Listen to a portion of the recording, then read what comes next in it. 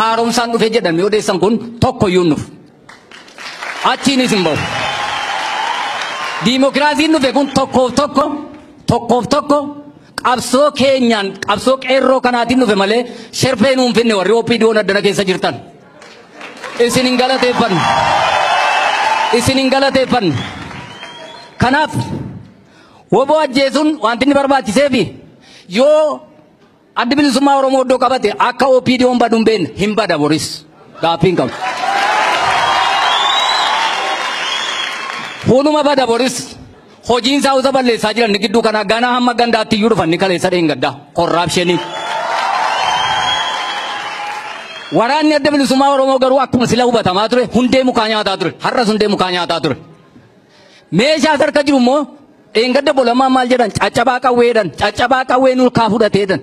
Durumayyuu isaan caccabaa qawweetiin nu doorsisu erga isaan harkaa fudhate.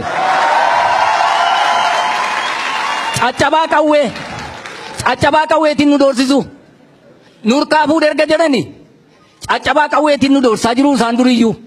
Isa kana uummata Oromoo fuulatti dhiifama gaafachuu qabu bulammaan. Maaliif beektaa? Dhaaba Oromoo tokko hamma kana uummata biraa biratti uummati biraanis hin dhagaa waan ta'eef seenaa isaa keessatti caccabaadhaan lola jedhanii qaanessuudhaaf obbolammaan dhiifama gaafachuu qabu kana naa qabu.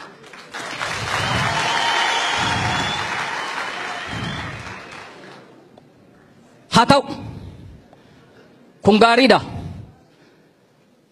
Amma kaleessa oo meeshaadhuma isa caccabaa sanaan nutumaa turanii maanuma uu dadhabanii.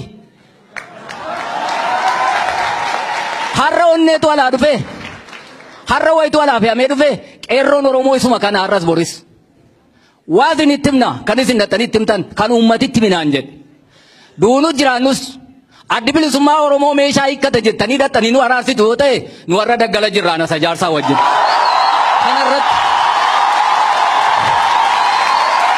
Kanarratti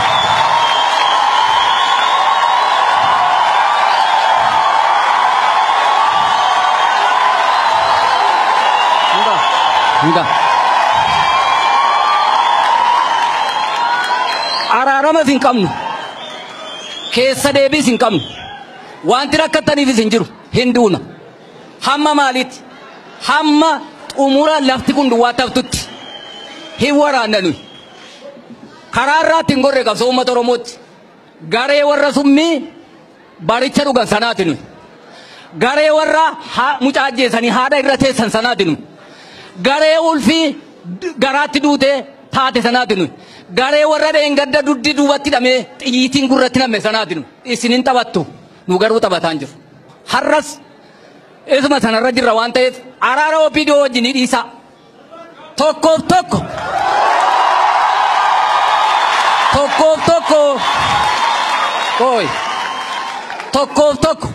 qawwee isaa hidhatee haa taa'u akka barbaaddetti jettu yoo ta'e asoosaas hin naqinaa hin ta'anni kun maaltu asoosaatti hin jiru maaltu wallagga keessas hin naanneessu waa'ee qawwee hiikkachuu waraana adda bilisummaa Oromoo miti kan murteessu nuti murteessu utuu jaalle marroo nanii kadda jedheeyyuu amma gudiisa goona utuu jaarsi gubbaadhaa nanii kadda jedheeyyuu har'a gudiisa goona kana jechuun maal jechuudha arseerummaa hin mormina nuyi biyya keenya yookiin ganda keenya keessatti biyyi bilisummaa diimokiraasii dhugaa argatte yoo jiraate nu bira sabaaf sablammiin sirriitti kan inni waaqeffatu nu bira sabaaf sablammiin inni iddoon itti nagadatu iddoo addi bilisummaa Oromoo jiruudha. Dangaan kan hin cabinu ummati walqixummaa kan inni jiraatu dhattanii ilaaluu dandeessu nu bira maal barbaaduudhaaf deebinee sin gabbarra maaltu dhufa maal nuufitti kanaaf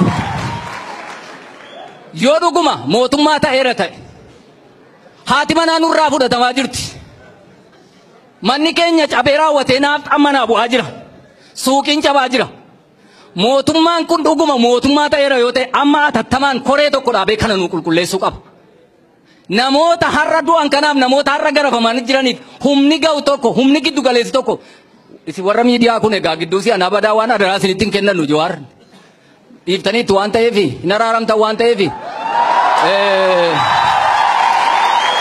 badaa maal isin mitiin kaameraatu nu waraabu warra Oromoo deeggartu kana kaameraa mootu nu waraabu sagaleen keenyas badaa miti waan ta'eef.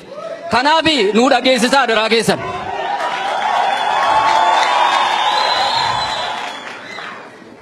Koreen tokko haasaan dheera isa fakkaata.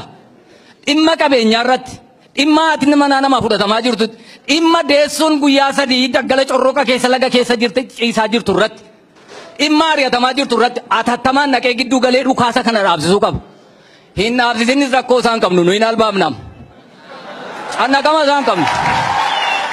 Cannaqama isaan qabnu warri OPDO hoddana keessa raatti cannaqama isaan qabnu uleedhaaf dhagaadhaan isinii galchin.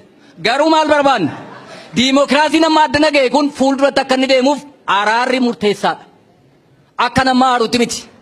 Garee warra gaddaniiti jedheen akka itti dubbadhe waan ta'eef haal duree tokko malee dhaxxanii isa amma jedhamu kana gootanii amma atattamaan koreen gaazexeessootaa dhufee rakkina sana akka inni nu waraabu gootanii mootummaan immoo waraana atattamaan nurraa kaasuu qabu akka itti manatti gallu dhabneerraa ala bullaa qaaqee fudhatanii yoo laaltan waajjirri mootummaa cufamee magaazina xiitii ta'e rabbotaan maneen beeka.